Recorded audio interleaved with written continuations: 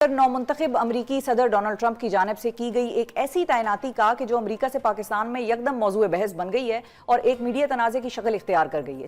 चंद रोज कबल Donald Trump की जानिब से खारजा उमूर में एक तवील अरसे तक बतौर मुशीर काम करने वाले रिचर्ड ग्रेनेल को खुसूसी अमरीकी मिशन का एलची मुकर्रर किया गया, जिन्होंने जेल में कैद इमरान खान की रिहाई का मुतालबा अपनी एक ट्वीट में किया था।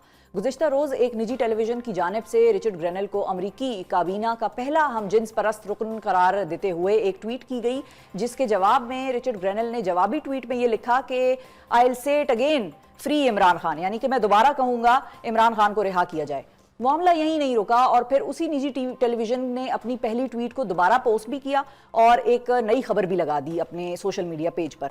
इस सारे इशू को अमेरिका में कैसे देखा जा रहा है? क्या रिचर्ड ग्रेनेल की ट्वीट ट्रंप एडमिनिस्ट्रेशन की ट्वीट की पॉलिसी कंसिडर होगी या उन्होंने अपनी जाती हैसियत में किया है? किस तरह से इस मामले को देखा जाए, इस पर बात करेंगे। हमारे साथ मौजूद है सीनियर तज्जियाकार रजा रूमी साहब। अस्सलाम वालेकुम रजा रूमी साहब। जी वालेकुम अस्सलाम, बहुत शुक्रिया रजा साहब, आपने वक्त निकाला। सबसे पहले तो ये बताइए कि ये हैं कौन, इनके बारे में आपने क्या रीडिंग की है, आपका क्या तज्जिया है, और इनकी खारजा उमूर के हवाले से एक बड़ी की अपॉइंटमेंट हुई है तो उसके हवाले से इनकी क्या साख है और क्यों इनको ट्रंप की तरफ से इस पोजीशन के लिए सिलेक्ट किया गया?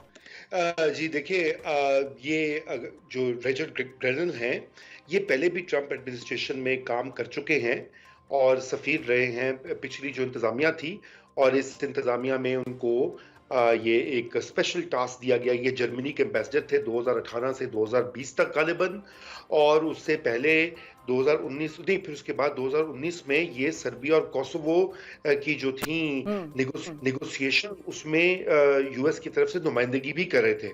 तो उस लिहाज से इनको सदर ट्रंप तक रसाई हासिल है, उनके काबिल एतमाद शख्स हैं, और यकीनन उन्होंने जो बात कही है वो इस चीज का इंडिकेशन करती है ऐसा ही है रजा रूमी साहब? नहीं, सेक्रेटरी ऑफ स्टेट नहीं है, ये स्पेशल एनवॉयज मिशन है। नहीं, मैं कह रही हूं कि कंसीडर किए जा रहे थे, लेकिन फिर वो मार्क रूबियो बन गए ना।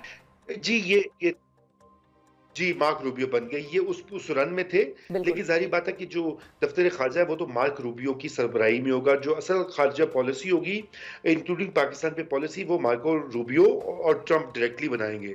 तो लेकिन इनका से जरूर होगा, लेकिन इनकी वो पोजीशन नहीं है जिसको कि प्रोजेक्ट किया जा रहा है सोशल मीडिया के ऊपर। इन्होंने कह दिया तो ये ट्रंप की बातें जो हैं वो ये कर रहे हैं, या उसके ये उनकी जाती राय भी हो सकती है। देखिए, अमेरिका में लॉबिंग का भी एक हकीकत है।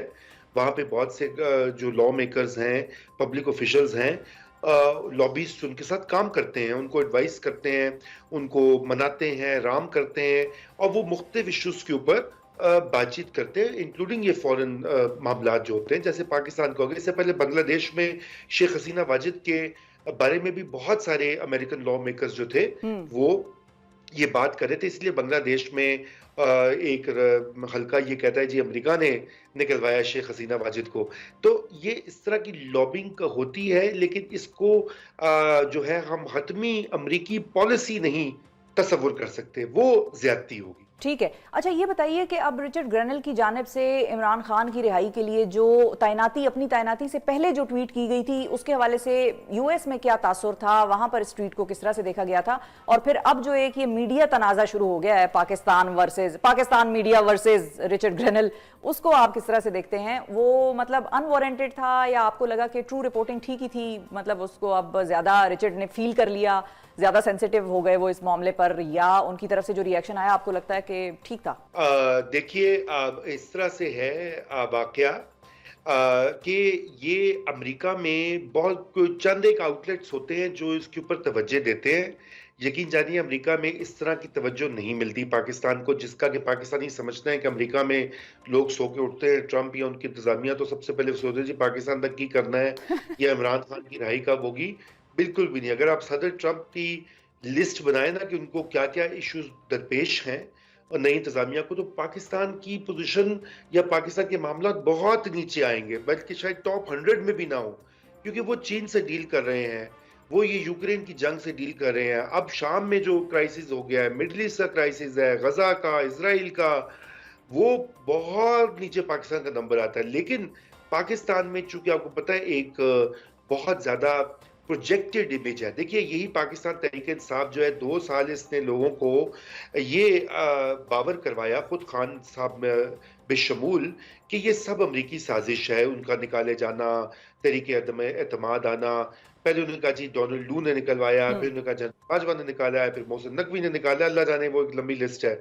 अच्छा, अब आज इत्तेफाक की मजे की बात ये है कि यही अमेरिका और उसके जो पब्लिक ऑफिशियल्स हैं बेशमूल रिचर्ड ग्रेनल साहब, वो अब जो है मदद करेंगे, मदद को आ रहे हैं। तो अगर पहले गुलामी नामंजूर थी तो अब भी नामंजूर होनी चाहिए। तो अब मेरे ख्याल से टेबल्स हैव टर्न्ड। अब वो कह रहे हैं जी हमें ट्रंप आगे बचाएगा खान साहब को, और हुकूमत और जो उसके इत्तेहादी हैं वो कह रहे हैं जी अमरीकी गुलामी नामंजूर, एब्सोल्युटली नॉट। तो पाकिस्तान में अमरीका की मुदाखलत जो है वो एक हकीकत रही है। सही है। अमरीका एक पावर है, लेकिन वो बहुत ज्यादा उसको एग्जैजरेट भी किया जाता है, उसको बहुत ज्यादा फैलाया भी जाता है कि हर चीज अमेरिका से हो रही है, कि जी फलाना आर्मी चीफ लगा है, फलाना वज़ीर आज़म लगा है, फलाना मिनिस्टर लगा है, फलानी जंग हो रही है, फलाना ये मसला हो गया है, सब अमेरिका ने किया है। देखिए इस तरह नहीं होता। आप भी जानते हैं पाकिस्तान एक बहुत बड़ा मुल्क है, पाकिस्तान में एक बहुत ताकतवर रियासत है और पुरानी रियासत है कॉलोनियल ठीक है, जमाने की। जी वो सही बिल्कुल। है रजा रूमी साहब, वो तो आपकी बात सही है, लेकिन क्या 20 जनवरी के बाद कोई प्रॉपर पॉलिसी स्टेटमेंट या कोई इस किस्म की कोई ट्वीट आप सदर ट्रंप से भी एक्सपेक्ट करेंगे कि वो इस तरह की चीज़ कोई करेंगे? क्योंकि अभी जब ये सारा तनाज़ा शुरू हुआ तो उसमें मुतअद्दिद कांग्रेसमैन और सेनेटर्स और इन सब लोगों ने भी मैदान में आकर अपनी ट्वीटें की, और उनमें से एक ने तो ये भी लिखा कि any government that murders its own citizens, innocent citizens is illegitimate and November killings, और वो सारी उन्होंने कहानी लिखी। तो इसमें सिर्फ इमरान खान की बात वो नहीं कर रहे, ह्यूमन राइट्स के हवाले से भी जो क्वेश्चन दुनिया में उठ रहे हैं उस पर भी वो बात कर रहे हैं। जी, देखिए बिल्कुल वो ये कर रहे हैं, मैं आपको बताऊं कि वो ज़रूर बात करेंगे, लेकिन सवाल ये पैदा होता है कि पाकिस्तान की कि अमेरिका की पाकिस्तान के ऊपर कोई डायरेक्ट लेवरेज नहीं है।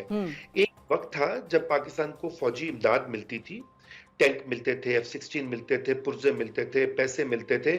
आज तो ऐसी कोई सूरत हाल नहीं है। डायरेक्टली पाकिस्तान को कोई फौजी इमदाद नहीं मिली। नंबर एक, पाकिस्तान को डायरेक्टली कोई बहुत बड़ी सिविलियन या इकोनॉमिक असिस्टेंस भी नहीं मिल रही। सही है। जो इमदाद मिल रही है वो IMF और वर्ल्ड बैंक में, और वहां पर इनडायरेक्टली अमेरिका का एक असर है। बिल्कुल अगर अमेरिका चाहेगा तो IMF के ऊपर वो असरअंदाज हो सकता है, उसके वहां पे जो मेंबर बोर्ड में बैठते हैं, तो ये लेवरेज जरूर है उनके पास। मगर यहाँ पर और दूसरी मैं आपको एक और चीजें बताऊं कि अमरीकी इंतजामिया जो है, ख़ुसूसन ट्रंप की इंतजामिया जो है, उनको से कोई ये ह्यूमन राइट्स और डेमोक्रेसी जो है ना, ये उनके एरियाज ही नहीं है। वो तो पुतिन को बहुत अच्छा शख्स मानते हैं, नॉर्थ कोरिया के लीडर को बड़ा स्ट्रॉन्ग लीडर कह चुके हैं ट्रंप साहब। तो वो उनकी तो सोच और पॉलिसी बिल्कुल मुख्तलिफ है रवायती माजी के जो अमरीकी प्रेसिडेंट्स और उनकी पोजीशंस रही हैं। और तीसरी बात मैं आपको ये बताऊं कि अमरीकी जो लॉ मेकर्स हैं, ऑफिशियल्स हैं, इनकी मुनाफिकत का भांडा भी फूट चुका है। जो कुछ गजा में होता है बिल्कुल इंसानियत, उसके ऊपर तो चूं नहीं निकली, कान पे जूं नहीं रेंगी कि वहां पे 1 लाख से ज्यादा लोग मर गए हैं। ऑफिशियली 40-50 हजार का फिगर है, और जो बाकी अनऑफिशियल फिगर 1 लाख सवा लाख से ऊपर है। बच्चे वहां पे छोटे छोटे मर रहे हैं, खाने को वहां पे दवाएं नहीं है, खाना नहीं है, पानी नहीं है, बिजली नहीं है, उनको वहां से धक्का देकर निकाला जा रहा है। वहां के इंसानी हकूक मैटर नहीं करते। तो ये बड़ी, जिसे कहना चाहिए कि ये बड़ी स्ट्रेटेजिक चीजें होती हैं कि लॉबिस्ट आया, उसने इनको राम किया। और आपको पता है अमेरिका का निज़ाम, हम पाकिस्तान के जमहूरी निज़ाम को रोते पीटते हैं, अमेरिका में तो चलता ही मालो दौलत है। इवन उनके इलेक्शंस में, लोकल इलेक्शंस में, प्रेसिडेंशियल इलेक्शन में इश्यूज वगैरह कम ही होते हैं, वहां भी दौर दौरा पैसे का।